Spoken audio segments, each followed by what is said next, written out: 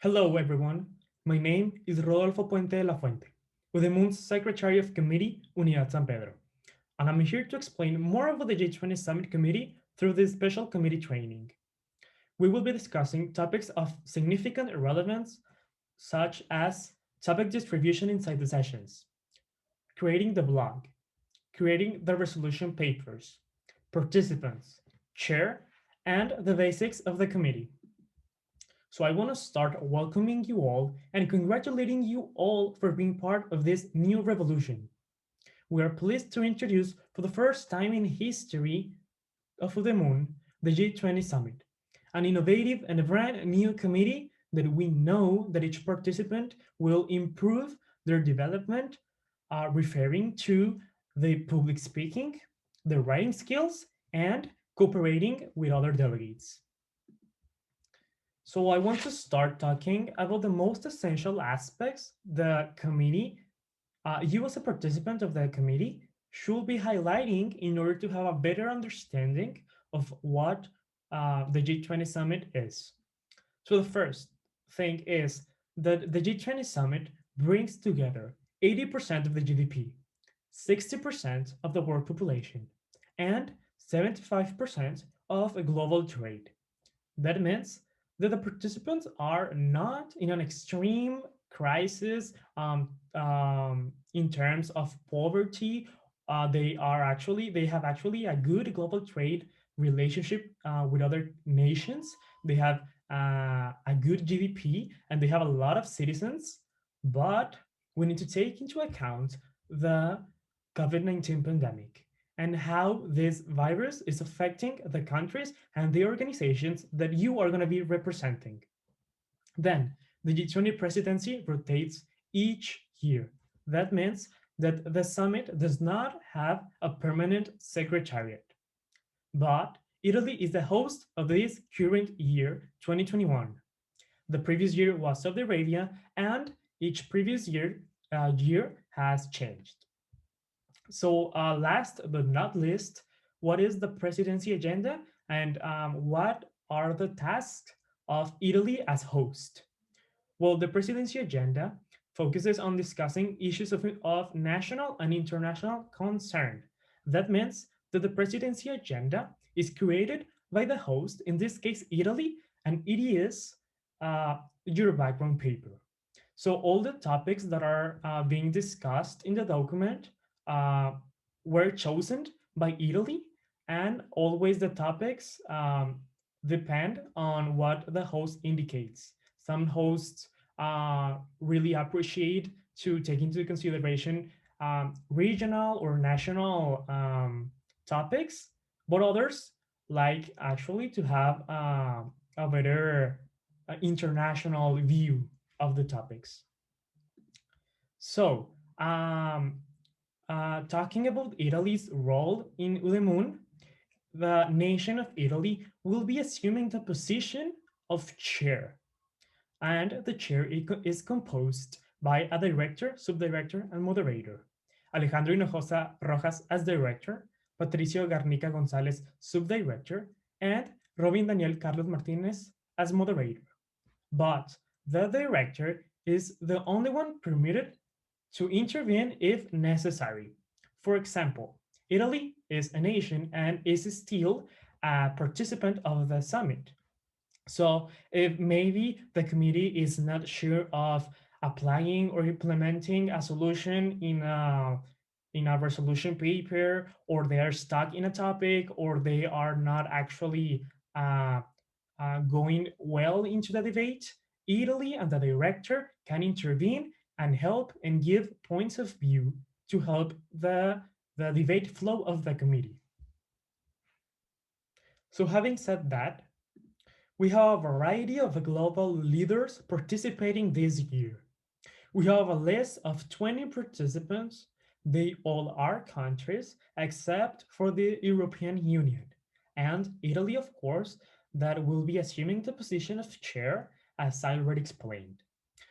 These 20 participants have a permanent seat inside the international forum, and they all accepted the invitation. Then we have the permanent guest that each and every year will always be Spain. The nation of Spain will be attending the summit this year as well. Then we have the invited organizations. We have the United Nations, the World Trade Organization, the International Labor Organization, the World Bank Group, International Monetary Fund, Financial Stability Board, and African Union.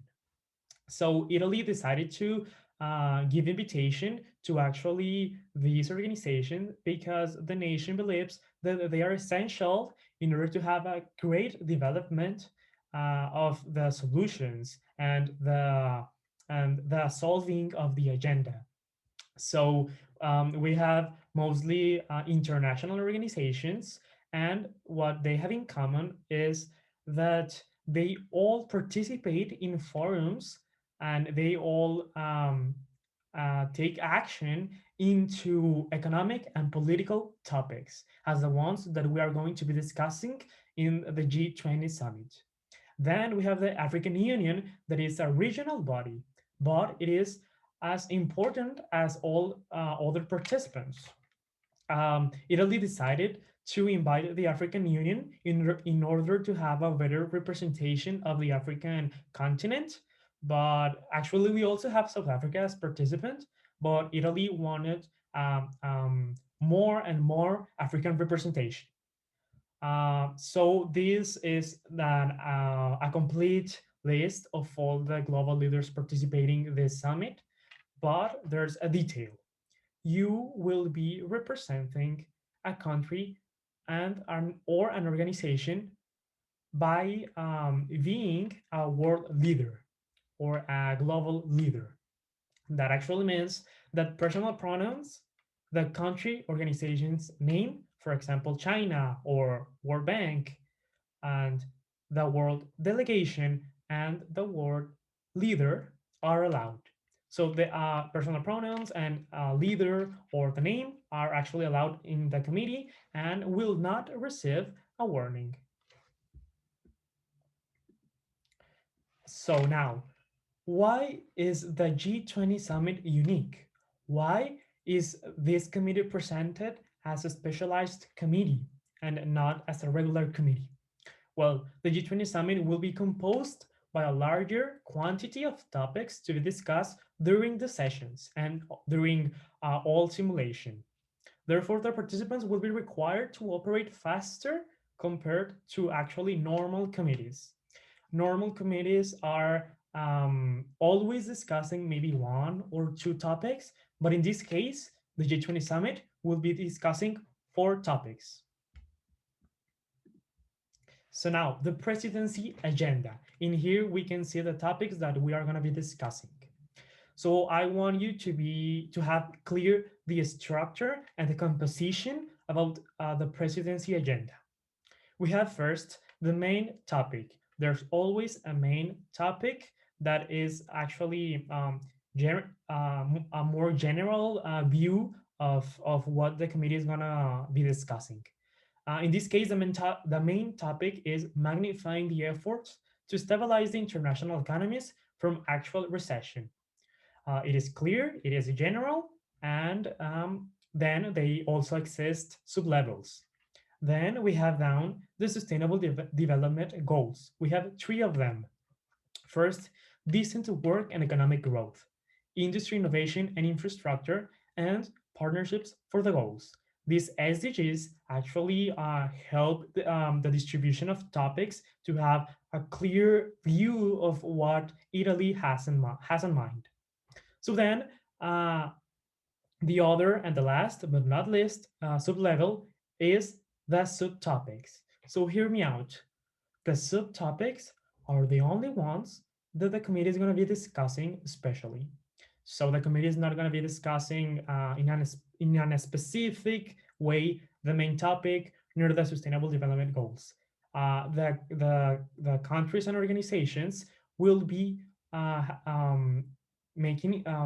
doing investigations of certain specific topics that are the subtopics. So we have for decent work and economic growth, social insurance for workers, and providing assistance to increase income generating employment opportunities.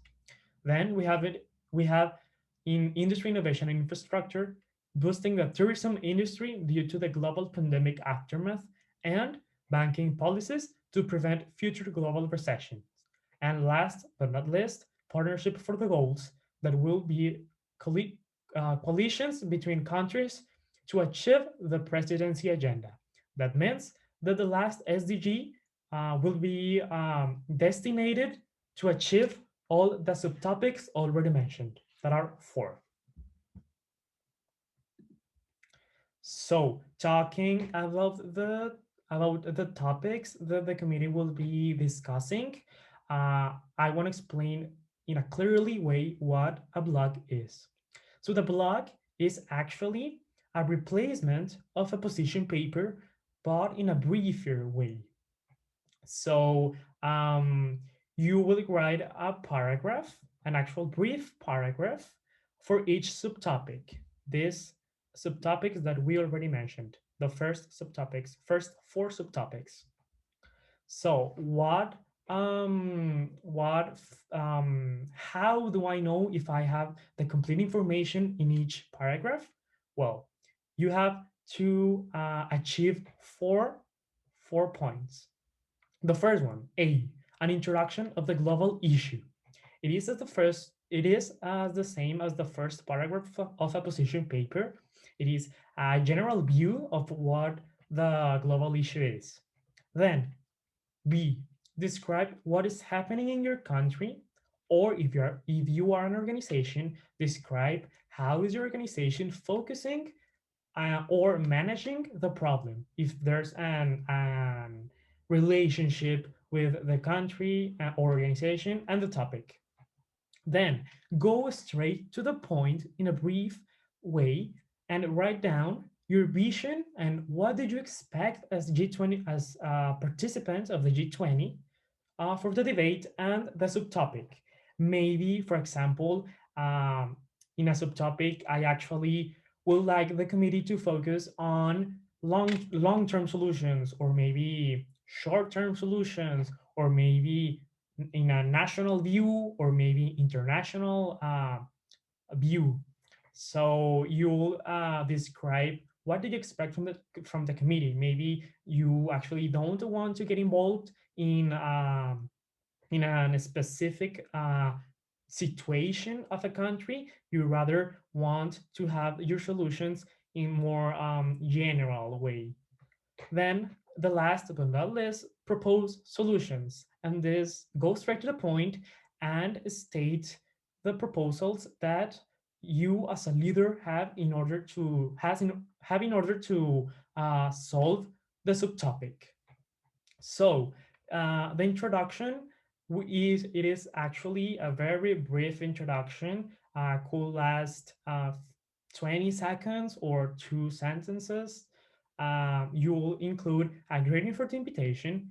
For example, thank you, Italy, for the invitation into this forum, and a brief presentation of the leader. So for example, if I'm the United Nations, the leader will be Antonio Guterres. You can search it on internet. Who's the leader of the G20, like the country or the organization that you'll represent. So a brief presentation. My name is Antonio Guterres, and I'm the leader, and I'm representing the United Nations. And you then start with the first paragraph. So, as I already mentioned, you will write a paragraph per each subtopic, the first four subtopic. So, therefore, you'll end up with four different paragraphs ready to be discussed in session. So here we have a visual representation or an example of how you can actually have this structure of your blog. This is an example. It is not obligatory. We actually appreciate the creativity and respect the way of working of each participant, but we actually consider that it is in here. It is a simple and direct way of having this structure. So first, there's a title, blog, and the country or organization you are representing. Then we have divided the document is divided by Sustainable Development Goals. The first one, decent work and economic growth, and then industry, innovation, and infrastructure. Then, inside those SDGs, we have two paragraphs. As I already mentioned, you'll end up with four. For decent work and economic growth, you'll have a paragraph for the first and second subtopic, and for industry, innovation, and infrastructure, you'll have a paragraph for the first and second subtopic of the SDG. So now, talking about the topics and also their distribution, but not talking about the blog. Now we are talking about inside Udemun and inside the simulation. Uh, each SDG is designated to be discussed in each day, and that means that each session will be discussing a subtopic, and so on until the end of Udemun. So the first simulation, you'll discuss social insurance for workers. The second session, you'll discuss providing assistance to increase income generating employment opportunities. The third session, you'll discuss boosting the tourism industry due to the global pandemic aftermath. The fourth, backing policies to prevent future global recessions. The fifth and sixth session, you'll discuss the one of coalitions between countries to achieve all the subtopics already mentioned in the previous sessions. So for each session, you'll get out and you will have prepared your paragraph ready to be discussed. So then, the debate flow. Each session, from the first to the fourth session, the debate flow will repeat itself. So we start with a speaker list where each participant will read their blog, the paragraph, the corresponding paragraph of the topic. And then when the committee is ready to end with the speaker list, the participants are permitted to go on and actually propose a motion to start a moderated debate. So, first session, for example, first session, speaker list, I have prepared the paragraph for the first subtopic of the first session, that is social insurance for workers. And we will have a speaker list and an agenda as a regular committee. And then when we are over, we can move on to a moderate debate, as I already mentioned, and so on until the first session. Then the fifth and sixth session, that is the last day of the simulation, the topic that you will be discussing, as I already mentioned, is coalitions between countries to achieve the Presidency Agenda. That means that the fifth and the sixth session is designated to write the resolution papers. That means that the participants will only have the permission of propose a motion to start an unmoderated debate. So now we are in the fifth and sixth session of the simulation. It is time for you leaders to start creating and writing down the resolution papers that you are going to demonstrate to the secretariat. So in here we have from 1 to 6 the steps of how the committee is going to manage the creation of these resolution papers. First of all, number 1, it is time to create alliances. Uh, you all leaders will have the chance and the opportunity of start breaking down into teams. For example, maybe I am representing United Kingdom, and I really love the idea of the United States, and we also really love the idea of Spain. We also China, and then we also want South Africa to work with us. So we create and gather up and team up, and we create an alliance. Then number 2, each alliance will write its own resolution paper. That means that the G20 summit will have a different variety of uh, different resolution papers, depending on the number of alliances.